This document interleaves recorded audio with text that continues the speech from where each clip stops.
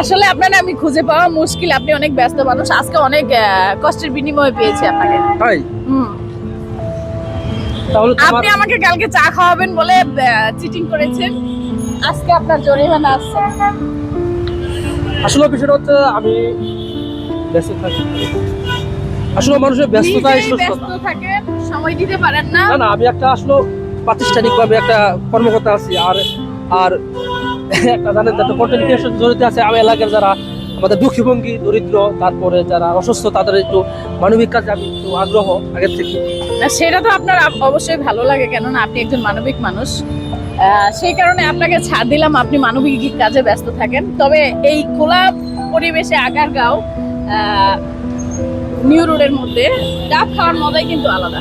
হ্যাঁ, আমার কিন্তু ঠান্ডা লাগছে, তারপরেও আবার রিকোয়েস্ট করছে যে ডাব খাইলে কি ভালো হয়।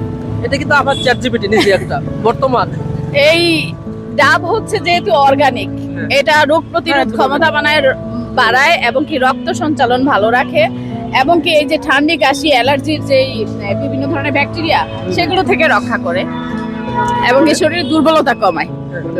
হুম। সারাদিন যে এটা ভালো। কাজটা ছিল, আজকে কিন্তু অনেক পরিশ্রম করছি। আসলে বাইক চালানি কিন্তু অনেক পরিশ্রম। অনেকে মনে করে বাইকে বসে থাকলে ব্যাটা আসলে এখনো পরিশ্রম নাই। বাইকের যে কন্ট্রোল আছে এটা কিন্তু অনেক প্রেশার যায় পেটের উপরে, বুঝতে পারছেন? তখন কিন্তু Cheating ঢাকা শহরে করা কিন্তু হচ্ছে, একটু আগে share যারা ঢাকা শহরে গাড়ি চালায়, বাইক চালায়, এদের কিন্তু ওটা ব্যাপার স্যাপার আছে।